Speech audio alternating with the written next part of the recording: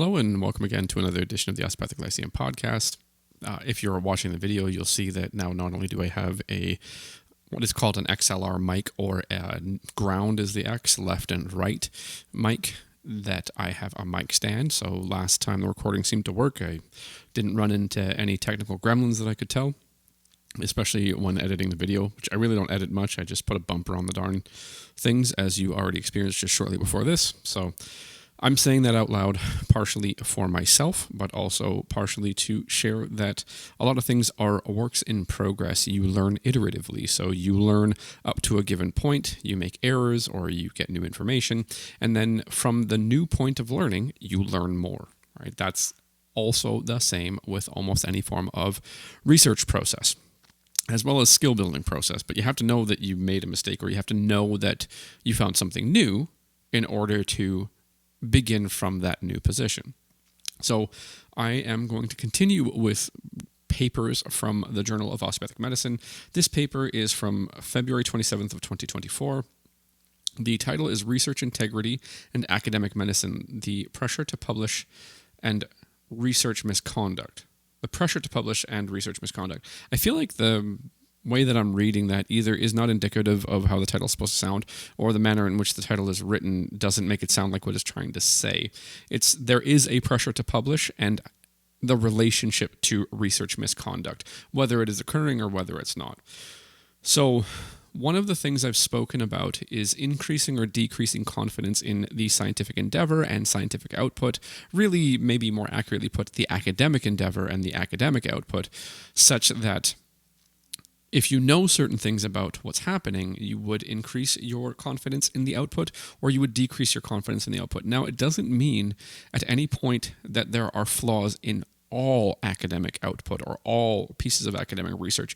It just means that there are pressures that exist within that ecosystem that will occur at some frequency that you don't know. You don't know how often this stuff is happening. Because you don't know, you would consider that most things you should be reasonably confident in, but you should have a skepticism. So your confidence should never be full. It should always be subpar, maybe is a way to say it. So I'm going to go through portions of this article and try to use it to highlight how maybe what I started with, that it is reasonable to have reserved confidence or mildly decreased confidence in academic output because of some of the things that are going on, right? To read, the landscape of academic medicine in the United States places a strong emphasis on scholarly work and publications in peer-reviewed journals. Publications are often required for peer advancement to procure grant funding and to maintain accreditation with regulatory bodies. That's well cited. There's 4 citations.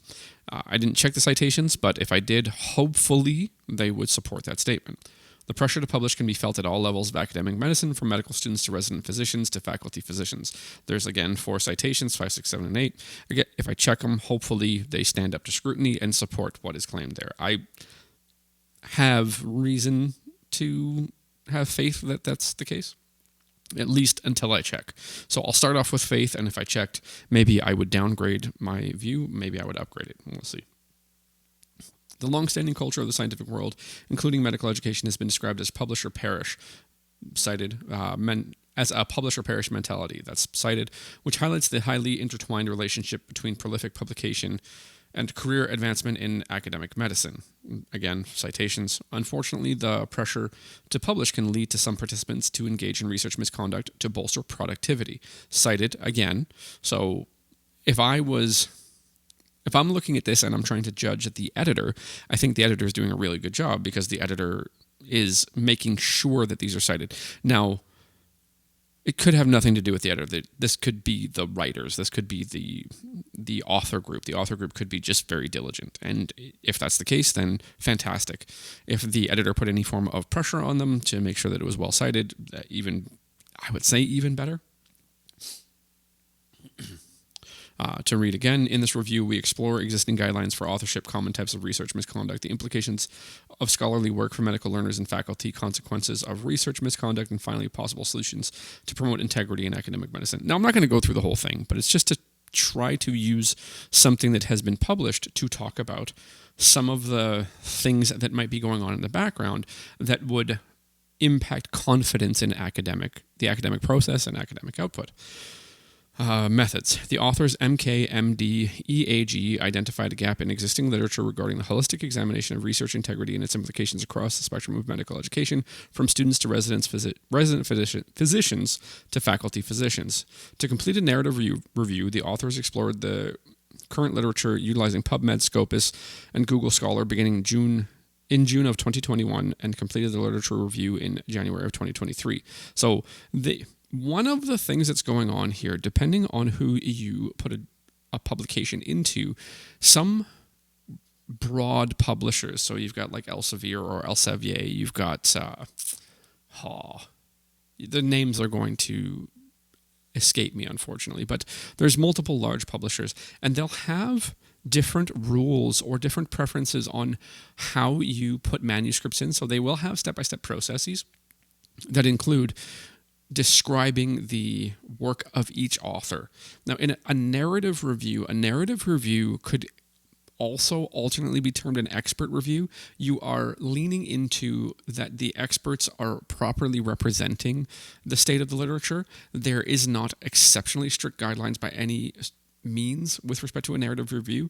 It's, again, leaning into the expertise and trusting those experts. In most cases, they're probably going to do a fantastic job. In some cases, maybe they'll obfuscate a little bit to prove a point, but for the most part, they'll be pretty darn good.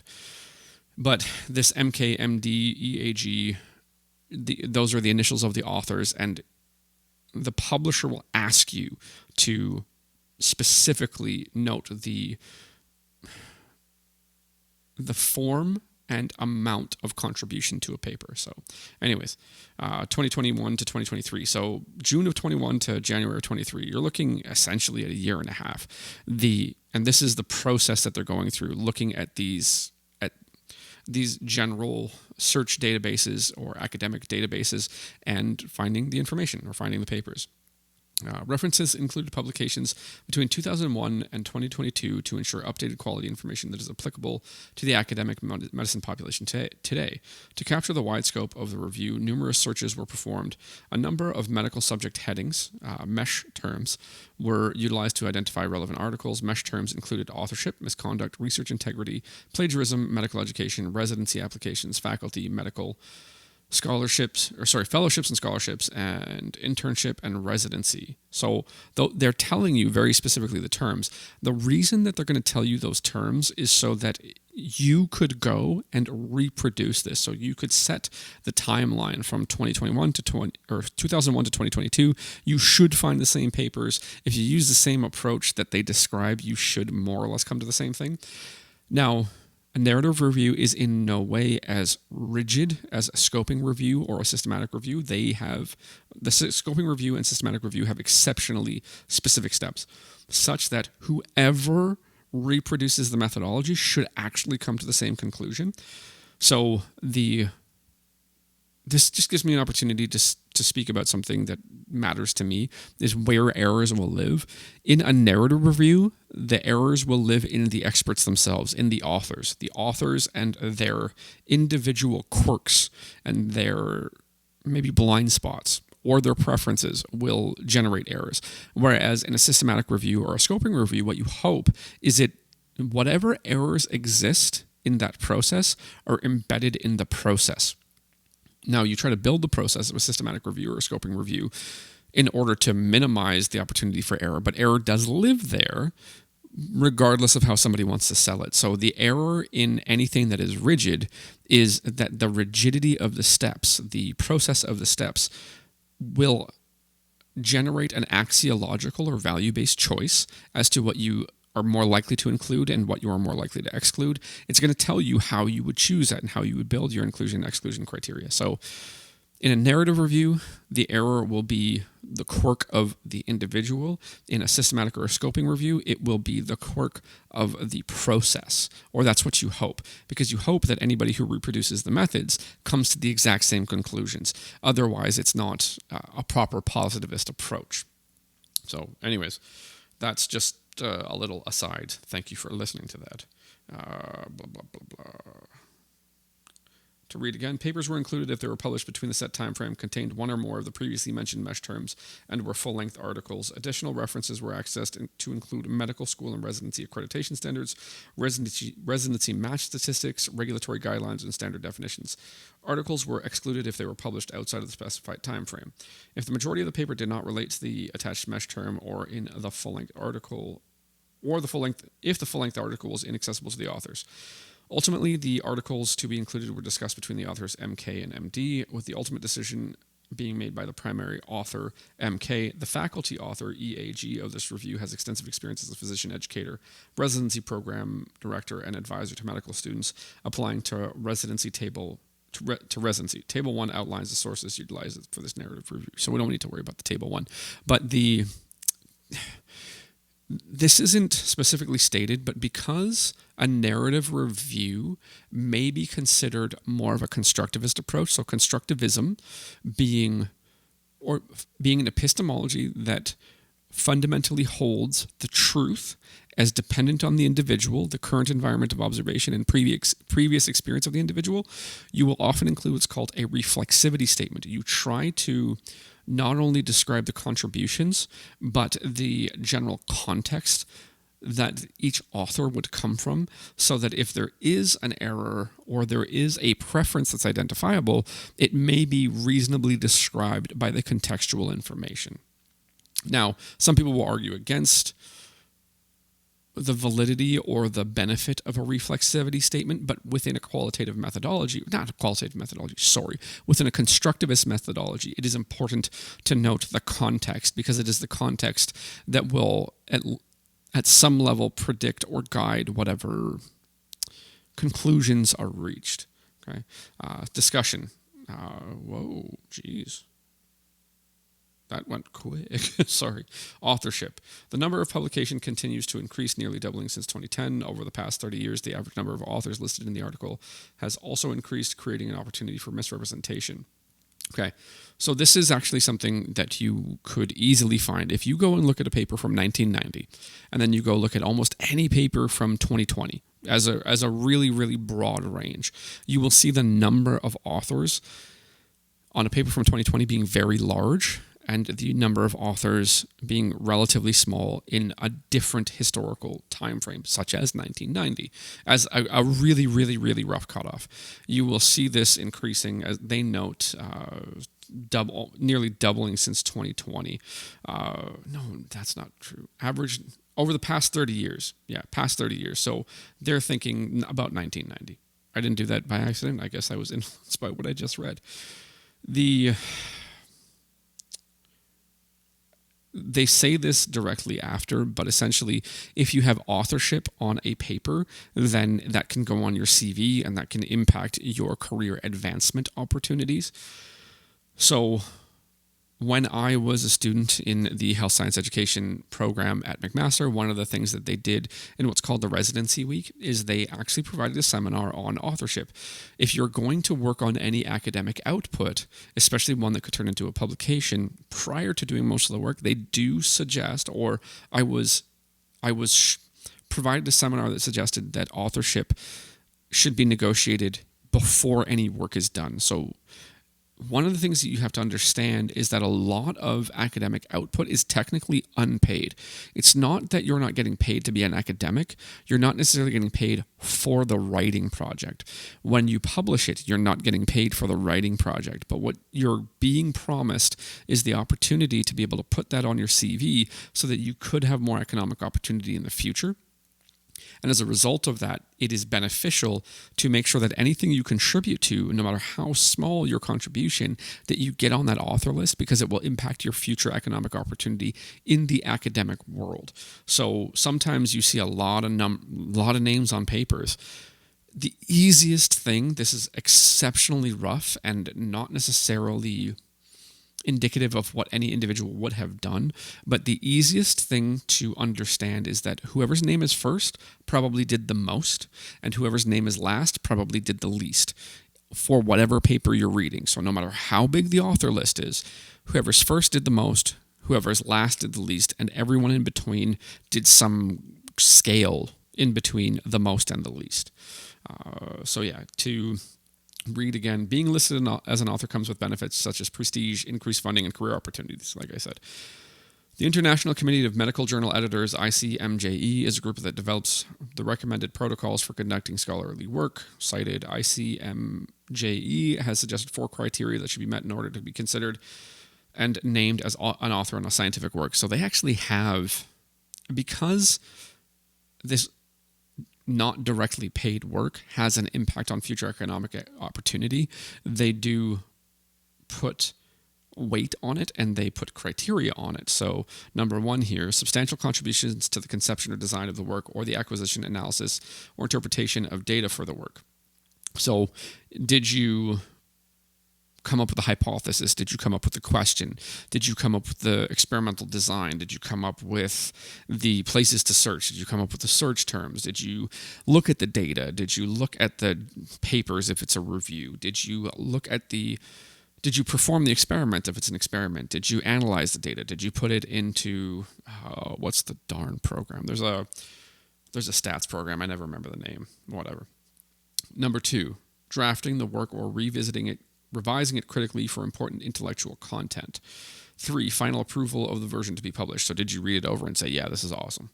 All right. 4, agreement to be accountable for all aspects of the work in ensuring that questions related to the accuracy or integrity of any part of the work are appropriately investigated and resolved.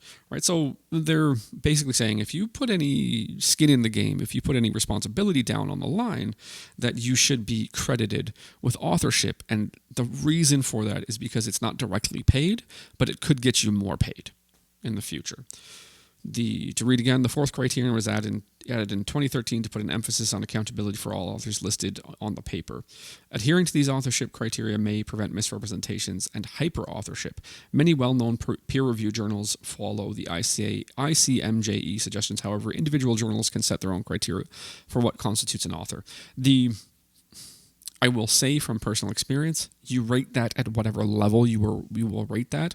I have heard discussions of senior academics finding ways to include junior academics on papers so that they get some credit for authorship.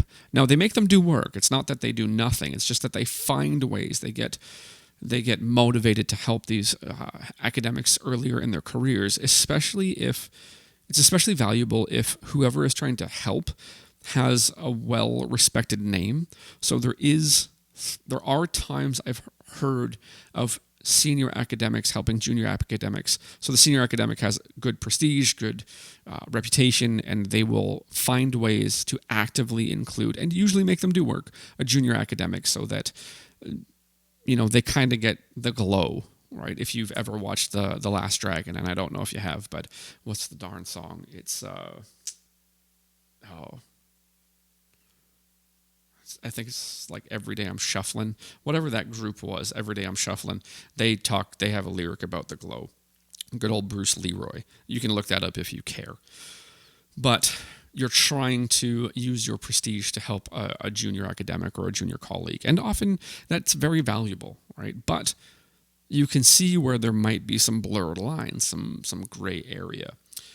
To read again, there are multiple checkpoints that a project goes through to preserve scientific integrity and prevent research misconduct. Fostering a culture of academic honesty begins at the local institutional level with strict regulatory oversight by federal regulatory bodies, such as the U.S. Office of Research Integrity, the ORI.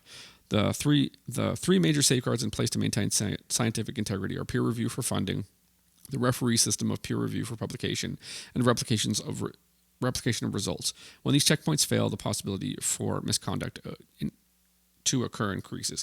I'll just note that peer review depends often on technical expertise in very, very narrow areas. So something that I've brought up before in other recordings is that usually when you are in a technical niche, the people who will be asked to look at say your grant proposals or your peer review you for publication often know who you are, even if it's anonymized, because these areas are so small. These communities are so small. They're so narrow that for somebody to be able to look at your stuff, they probably know who you are. They could be a competitor, or a competitive lab. Usually they're not going to do anything maleficent or malfeasant, however you want to say. They're not going to do anything malicious and harmful, but they could piggyback off your work. And sometimes they will block your publication to be malfeasant or maleficent and harmful. Like it can happen. The same thing can happen with grants. Grants are an interesting filtering mechanism because you don't sit down with the grant provider and have champagne parties and try to take over the world together. So where you get your funding from is not indicative of them influencing what you're going to do. It's more so the person who will give you money or the group that will give you money is one that already likes where you're going. So they like the direction that they think your research is going. Therefore, they will release funds to you. Whereas if nobody likes the direction of your research, or no funding organization likes the direction of your research, you get no funding. So it is a filter. It is not active on the part necessarily of the researcher or the experimenter, but they can know how the game is played, so they know which specific funding organization to put their grant into because they're more likely to get some funding. So you look for areas that will already align with what you're doing. That's not weird. To read again, research misconduct. Research misconduct is defined by the US ORI as the fabrication, falsification, or plagiarism in proposing, performing, or reviewing research or in reporting results. Well cited here. There are numerous types of infractions in integrity with a range of seriousness. Plagiarism may represent as superficial paraphrasing or the use of exact words without proper citation, or it may come in the form of utilizing others' ideas and misrepresenting them as one's own. So one of the reasons that citation makes a difference is because you want to make sure that those who came before you, who influenced you, that you are being clear to that happening.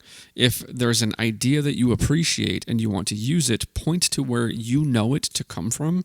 And if it doesn't come from there, find the actual root, because at least in the academic world, the citation ends up also positively impacting somebody's career advancement. So don't steal from the people that came before you. Acknowledge them so that they may benefit from that, and also so that somebody who comes after you can track down the idea and follow it as a thread, because if you find the initial location of an idea, you can often follow it through those that have cited it and see how that idea has been utilized, how that idea has influenced people, how that idea has influenced the academic world and academic production over time. So you want to see that thread so that you can see where maybe there are things that have been gone well, things that have gone poorly, the pitfalls, the highlights. You want to be able to track it down as opposed to behave as if it's yours. So it becomes pretty important. Also, again, keep in mind that a lot of academic writing is unpaid. It gives the future promise of getting paid more, but it's not necessarily paid as it happens. To read again, during the process of data collection, research misconduct may take place in the form of data trimming, which is the removal of irregular results to strengthen desired results, or data cooking, which involves the deliberate manipulation of data to produce the desired results. So when I say that you can't actually mess with stats in the statistical process, you can mess with stats at the data collection level, so you can not include data that actually occurred, or you can use an improper analysis so that, there's lies, damn lies in statistics. I think that's an unfortunate misrepresentation of how it happens. How it happens is you remove results. Now, if you are a positivist and you believe that there is an individual reality or kind of a universal truth, if you believe that there is a singular reality that can be identified through appropriate experimentation and the experimenter is always the problem, if you ever throw out a result, if you ever throw out a data point, you are just not being a positivist. Now, I'm going to tell you that I have seen and I am aware of the locations at which experimentals will throw data out. There is only one argument that I am ever sympathetic to for throwing a data point out, is if you can prove that the experimental protocol was corrupted. And in other words, you can prove that how the experiment was done was improper, such that the result doesn't actually represent the experiment. Outliers are outliers.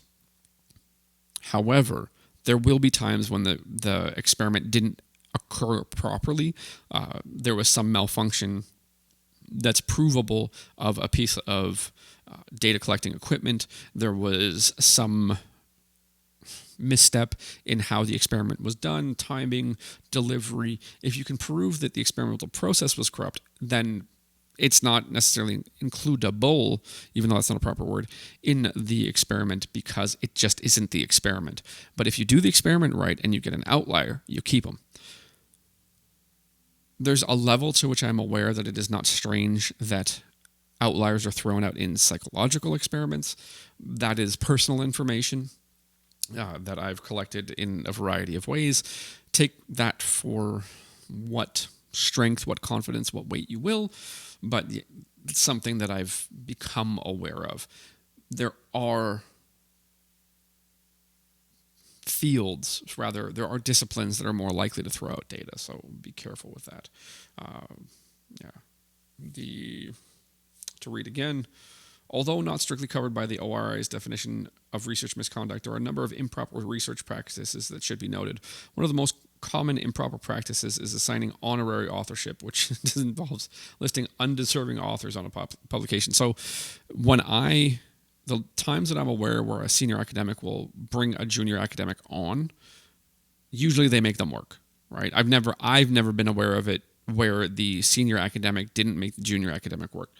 I am, say, third-hand or second-hand aware of specific large longitudinal epidemiological experiments whereby if you request to use the data, you are allowed to use the data. They'll provide you the opportunity to use the data.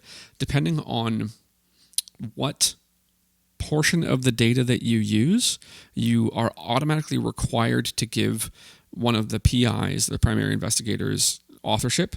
And if you do another form or you use the data in a different way, it's the other primary investigator that you're required to give authorship to, which means that these prestigious academics have far more publications to their name or far more authorship credit to their name than they have done any meaningful work for on the authorship side. It's just an automatic negotiation because they're looking for the opportunity to get more funding across time, and the people that I am speaking in the direction of are already very prestigious. So again, take from that what you will. Point in whatever direction you like. I'm leaving it vague on purpose. To read again, the motivations for this practice can be vast and variable. For example, I can't read. Honorary authorship may be offered by a junior researcher as reciprocity to a senior researcher who holds rank, influence, or funding in the department. Conversely, a senior influential researcher may coerce a junior researcher to list them as an author without having met the criteria of authorship as defined by ICJME. So I see it the other way. The senior author will often find ways. Now, I can tell you that I am aware that it is highly beneficial to grab somebody who already has prestige and add them to your paper, so you're more likely to get through varying filters, whether it be a grant filter or a peer review filter, even though the peer review filter is supposed to be anonymous. Yeah, to read again, with regard to misconduct during the peer review process, an influential author could generate bias, either positive or negative, from the reviewer, right? So it's, again, noted right there. I'm going to read a little bit more here. Scholarly activity in medical education. For medical students, the motivation or pressure to engage in scholarly work may be multifactorial to maintain accreditation. Both allopathic and osteopathic medical schools in the United States must demonstrate support for faculty and student-driven research. They must produce evidence of student participation in research and scholarly activity, properly cited. Students may feel institutional pressure to participate in research as the medical school aims to maintain accreditation. So you may, in your medical education, feel some pressure to help your actual school continue to be accredited so that you can get through your actual medical education and that your school doesn't go bust or lose the accreditation. To read again, in addition to completing their academic work and clinical training, medical students must actively prepare to apply to postgraduate training programs, commonly known as residency programs. Securing and successfully completing residency training program is imperative to the unrestricted practice of medicine in the United States. Students apply for residency during their final years of medical school and must undergo a rigorous application and interview process to match into a program. Residency programs rank applicants based on numerous characteristics such as academic performance, including United States Medical Licensing Examination, USMLE, and Comprehensive Osteopathic Medical Licensing Examination, COMLEX scores. To continue to read, furthermore, residency programs evaluate students based on participation in research and scholarly activity, service, leadership, and interpersonal skills. Prior to 2022, USMLE Step 1 and COMLEX Level 1 were graded numerically. Both USMLE Step 1 and COMLEX Level 1 transitioned to pass-fail scoring in 2022, which has potentially far-reaching implications for medical students in residency programs. It is speculated that the loss of numeric board scores will prompt programs to weigh other elements of the application more heavily, including research and scholarly activity. In fact, results from the 2022 residency match revealed that more research experience and publications are associated with higher residency match rates for medical students in all specialties for allopathic students and most specialties for medical students, properly cited. For students pursuing surgical specialties such as general surgery, orthopedic surgery, or neurosurgery, research productivity plays a substantial role in matching into residency. So this is really going to highlight the pressures that people who are trying to become doctors in America, and I think it's fair to say in most countries who will have what's called postgraduate medical education, PGME, which Canada is one, Australia, I'm pretty positive New Zealand, the UK, a lot of the, quote unquote Anglophone countries, they have this pressure. So if you have this pressure to make sure that your medical school doesn't go bust, or your residency program doesn't go bust, and you can get through, or that you actually get into the residency program that you find is competitive and that you want to get into, you might have a little bit more pressure or a little bit more incentivization to do what would be called gray area funny business, or what I could call gray area funny business. Yeah. To read again. Okay. To read again, facing pressure similar to medical students, resident physicians, and those in fellowships frequently find themselves entrenched in a publish or perish culture. In the United States, residency training programs are overseen by the Accreditation Council for Graduate Medical Education, ACGME. For the program to maintain accreditation and for individual residents to remain in good standing, participation in scholarly activity is required by the ACGME. Furthermore, research and other scholarly activity encompasses an important part of applications for resident physicians seeking fellowship programs. Unfortunately, evidence suggests that a substantial minority of students and resident physicians misrepresent their scholarly work. Right? This is well cited, so we've got 4 citations.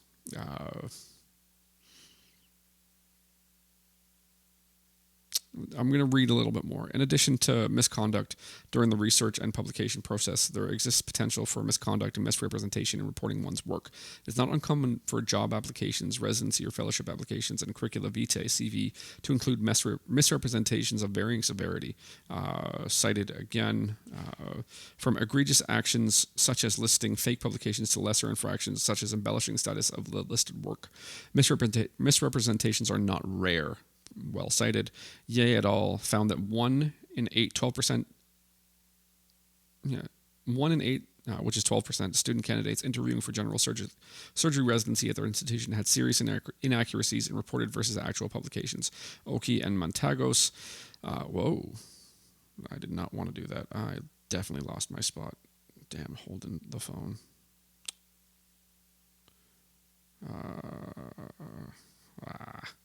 That went way too far. Hold on. Yeah, there we go. Oki and Montagos found that 4.7% of applicants to a pediatric ophthalmology fellowship listed unverifiable publications on their applications. Cortez et al. Examined the accuracy of publications listed by applicants to an orthopedic sports medicine fellowship program within their cohorts. 68% of the articles were reported as completed, with 5.7% of those being found to be inaccurate, and 31.6% of the articles were reported as submitted, with 28.3% being unpublished between 2 and 6 years later. In order from most to least common, types of misrepresentation found by Wiggins was listing non-existent articles, authorship order, and non-authorship. This analysis also revealed that there was no consensus as to what constitutes misrepresentation. None of these studies discuss if there were any consequences faced by the applicants, but they do reveal that the misrepresentation has been a problem for many years. So This is really talking about how you report what you've done. Maybe you think that's a big deal, maybe you don't. I just want to look at this really quickly. Yeah, I'm going to read this again quickly. This article has a lot of stuff that is in the general direction of things that I've noted across time, things that I've observed, and things that I've shared. So it then allows me to lean into what these people are saying to provide increased confidence in the phenomena that I've noted. Physicians who pursue a career in academic medicine, commonly referred to as faculty physicians, encounter numerous motivations to produce scholarly work and publications. As with medical students and resident physicians, faculty physicians face regulatory mandates from accrediting bodies to engage in research and scholarly activity. 3 citations. Additionally, institutional pressure frequently exists surrounding the relationship between publications and reputation within the academic community. Higher rates of publication and publications with a higher impact factor are associated with more prestigious institutional reputations. Well cited, or 2 citations. Furthermore, publication output and the number of citations are primary factors when considering somebody for promotions, job retention and mobility, and tenure. 1, 2, 3, 4, 5, 6 citations. Within the world of academic medicine, the H-index is utilized as an objective measure to describe the impact that an individual's work has made. The H-index is calculated by utilizing both the number of publications and the number of citations by authors per publication. Higher rates of publication and high H-indexes are associated with higher academic rank, NIH funding, procurement, and career advancement for faculty physicians. 1, 2, 3, 4, 5, 6 citations. Rates of high-impact publication are impossible to untangle from career advancement. Career advancement opportunities frequently offer additional financial incentives, further incentivizing prolific publication. So when I say that the academic output or the writing is unpaid right now, but it is paid in the future, or it carries the promise of the future of getting paid or getting paid more in the future, that's essentially what they're saying. So instead of continuing to read, and for those of you who are not necessarily interested, the main point here is that there are incentives that make it easier for people to not necessarily strictly follow the scientific method, to maybe engage in gray area funny business within the academic world, especially on the level of academic output. And being aware of that doesn't mean it happens all the time. It doesn't mean you throw the whole thing out, but it does mean that you should factor that into your level of confidence whenever you read something that is considered academic or academic output. It would benefit you to have fundamental skills, the base terms of the philosophy of science in terms such as ontology, epistemology, axiology, things like the principle of parsimony. To know those terms, which I've definitely talked about before, and I would encourage you to go and look at some of that previous work. But to be really quick, ontology is the study of the philosophical study of reality in the scientific endeavor. It is essentially a system of categorization whereby you describe things in their own right within the category so that you may compare things within that category.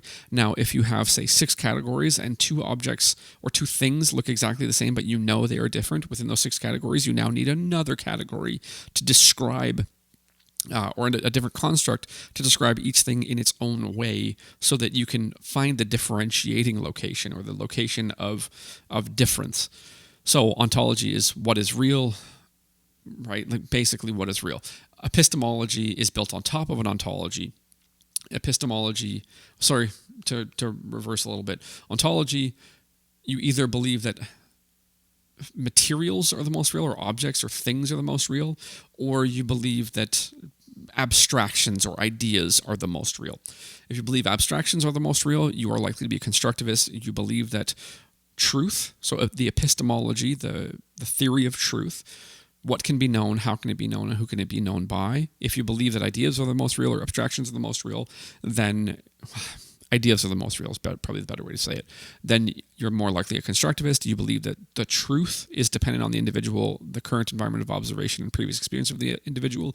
If you're more of a materialist, or you believe more in physical things, you're more likely a positivist. You believe that there is a singular reality that can be identified through appropriate experimentation, and the experimenters always the problem. So you're trying to be rigorous and develop the view from nowhere or the argued view from nowhere. You can be somewhere in between. You can use each one of those when they're beneficial, because they're both beneficial under different circumstances. Then you have axiology, or those are the values and value judgments of a researcher, an experimenter, or an investigator. You can use those varying terms. The principle of parsimony is that which explains the most while assuming the least. That concept or idea or approach that explains the most while assuming the least is the most parsimonious. It is the most likely to be accurate to reality as we can interface with it, with all kinds of problems, right? So if you have those basic skills, if you have some understanding of a variety of methodologies, then when you look at them, you can do a better job of identifying when you should increase your confidence in the claims of academic output or decrease your confidence. It's not as simple as the common refrain of follow the money, because it's not that simple. The researchers aren't often in a room with the funders. The funders are in a completely different place, and they choose what they will release funds to. Therefore, it does impact academic output, and the academics will learn who to put their grants into. So there is a game afoot, but it's not necessarily malicious all the time. There can be times where it's malicious, but you don't know when. You don't know how often. You don't know when the person involved in generating academic input is just trying to look out for themselves and do something that they consider not harmful so that they can get ahead in the future and get more money in the future. Because again, you have to remember, in a very unfortunate way, most academic output is not directly paid. You are required to do it to maintain your pay from your job. And to have the possibility of getting more pay or a new job, or more pay from your current job, or a better paying job within your current institution. They want you to do this not directly paid work, and they can argue that it's for the bettering of knowledge of everybody. But these pressures are there. The game is there. Some people will be more rigorous. Some people will be less,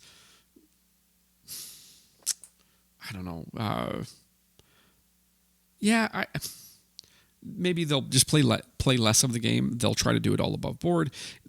There's more of those people than there are of the people that are playing the game for their own gain.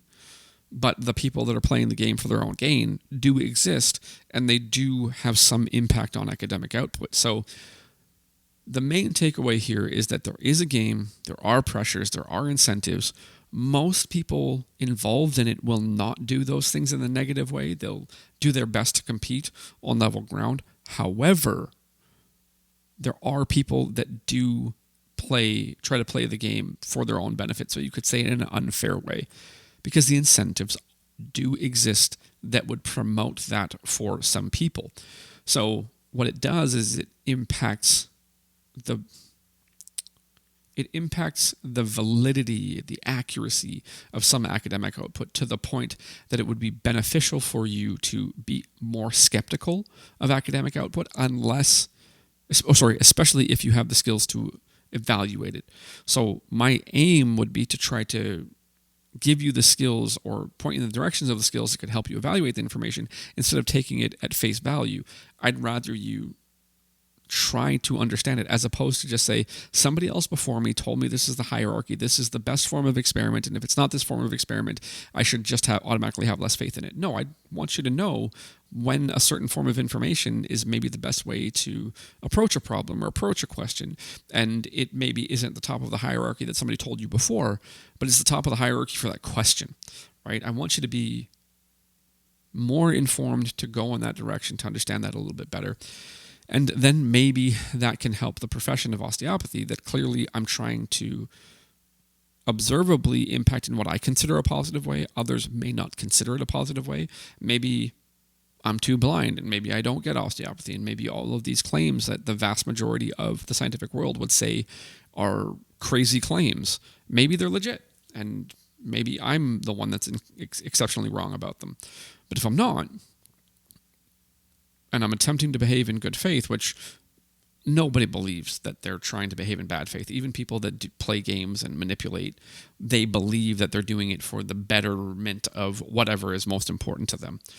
But my hope is to have a positive impact on the fundamental knowledge base and the fundamental skills that will then go out into the osteopathic world and maybe help us be a little bit more technically sound in our ability to build knowledge, understand the manner in which we're building that knowledge, to be able to test it, to be able to have knowledge built in different forms that points in the same direction. Because if it's built in different forms and all points in the same direction, then that phenomenon is more strong, or stronger, to maybe say that more grammatically correctly. So this is a long one for some of the stuff that I do. Thank you for listening this far. If you have, hopefully you've learned something, and we will talk again soon.